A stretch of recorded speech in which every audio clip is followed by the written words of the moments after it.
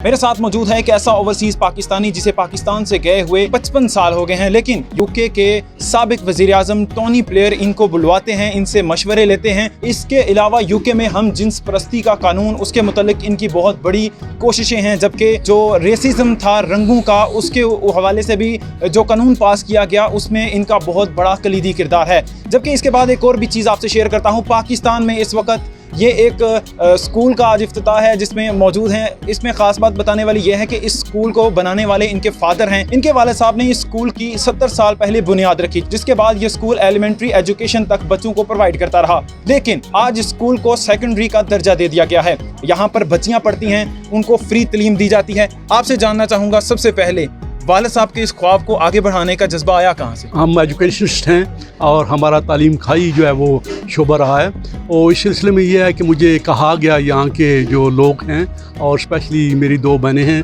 انہوں نے ایک ہیڈ ٹیچر ہیں اور دوسری بھی ہیڈ مسٹرس رہ چکی ہیں جو یہاں سے فارغ تحصیل ہوئیں، تو ان کا یہ آئیڈیا تھا کہ بھئی اگر ہمیں ہائی اسکول یہاں پہ بنوا دیا جائے یا اپگریڈیشن ہو جائے تو یہ علاقے کی اور بچیوں کی جو ہے وہ اس میں بہت بڑی جو ہے آسانی ہوگی ان کو پڑھنے میں۔ تو اس کے لیے پھر یہ ہے کہ میں نے اپگریڈیشن کے لیے پروونشل گورنمنٹ کو جو ہے وہ اپروچ کیا، اور مجھے بڑی خوشی ہے کہ پروونشل گورنمنٹ جو ہے، جو قیصر رشید صاحب ہیں، سیکریٹری آف اسکولس ہیں، انہوں نے میرے ساتھ بڑا اچھا تعاون کیا، اور انہوں نے within couple of days اور ویک جو ہے ہمیں اپگریڈیشن پرنسپلی جو ہے وہ ہمیں اپگریڈیشن دے دی۔ تو اس کا مطلب یہ تھا کہ اب آگے تو پھر ڈفرینٹ پروسیس ہوتی ہے، لیکن ابھی یہ ہے کہ اس اسکول کو اپگریڈیشن کا درجہ دے دیا گیا ہے، اور ابھی ہم اس مرحلے کے اوپر کام کر رہے ہیں کہ کب کلاسیں اس کو جو ہے شروع کی جائیں۔ یوکے میں بندہ ہو، مانچسٹر میں رہتا ہو، بزیسٹ پلیس میں رہتا ہو، اس کے بعد ایک بہت ہی معروف اکانومسٹ ہو جس کو وہاں کا پرائم منسٹر بلاتا ہے، اس سے مشورے لیتا ہے، وہ بندہ اپنے گاؤں کے لیے کیسے وقت نکال رہا ہے؟ کیا یہ طریقہ کار کس طرح وہ کر پاتا ہے اتنا سارا؟ دیکھیں، اس میں آپ کو جذبہ ہونا چاہیے کہ ملک و قوم کی خدمت کا، اور کیونکہ میری تو زندگی جو ہے اسی طرح گزری ہے اب تک جو ہے وہ، اور مجھے بڑی خوشی ہوتی ہے جب بھی میں اپنے ملک کو یا فلاحی کام کو جو ہے وہ بھی ہمارا ملک ہے، یہ بھی ہمارا ملک ہے، اس لیے میں یہ چاہتا ہوں اور کہتا ہوں کہ ہم جو بھی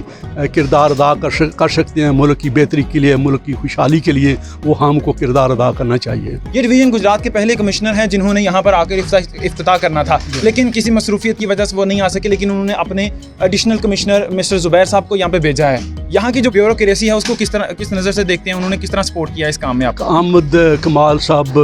جو کمشنر ہیں، ان سے میری ملاقات ہوئی ہے 1 ہفتے پہلے، اور 1 ہفتے پہلے ملاقات ہوئی تو جب بھی ملاقات ہوئی تھی ہمیں ایسے پتہ چلا کہ ہم ایک دوسرے کو سالہ سال جانتے ہیں، تو پھر میں نے ان کو دعوت دی، تو آپ نے پرومس کیا، وعدہ کیا کہ وہ ضرور آئیں گے، لیکن یہ ہے کہ کچھ ان کی مجبوری تھی تو وہ نہیں آ سکے، کیونکہ وہ اگر 4 ضلع جو ہیں وہ مینیج کر رہے ہیں تو ان سے توقع بھی کرنی، تو اور ان کا یہاں پہ پرومس کرنا اور اپنے جو ہے اسسٹنٹ کو بھیجنا، یہ بڑی بات ہے، ہمارے لیے بڑی اعزاز کی بات ہے۔ اور اس کے ساتھ ہی جو ہے نا، میں کیونکہ اوورسیز پاکستانی کمیونٹی کو بھی ریپرزینٹ کرتا ہوں، میں اوورسیز گرانڈ کلب کا فنانس سیکرٹری ہوں، تو اس کے سلسلے میں ہماری بات چیت ہوئی ہے، اور میں نے بڑی اچھی تجاویز جو ہیں وہ کمشنر صاحب احمد کمال صاحب کو دی ہیں، اور میرا خیال یہ ہے کہ اگر ان کے اوپر کام کیا جائے تو پھر یہ ہے کہ احمد کمال صاحب کے لیے یہ ایک بہت ہی بڑا قابل تسلیم کام ہوگا۔ تو ہماری انشاءاللہ ان کے ساتھ میری بات چیت ہوتی رہے گی، اور ہم چاہیں گے اور پلان بنائیں گے کہ ہم ایٹ لیسٹ جو ہے جو ڈویژن ان کے انڈر ہے اس میں جو میری سجیشن ہے ان کے اوپر کیسے امپلیمنٹیشن ہو سکتی ہے۔ یہ تھے ہمارے ساتھ چودھری راسب خان صاحب، ایک اوورسیز پاکستانی ہیں، لیکن ان کے دل میں پاکستان سے جو محبت ہے وہ ڈکی چھپی نہیں۔ وجاہت علی ظفر کو دیجیے اجازت، نیوز الرٹ سے فی الوقت اتنا ہی۔ اللہ نگہبان۔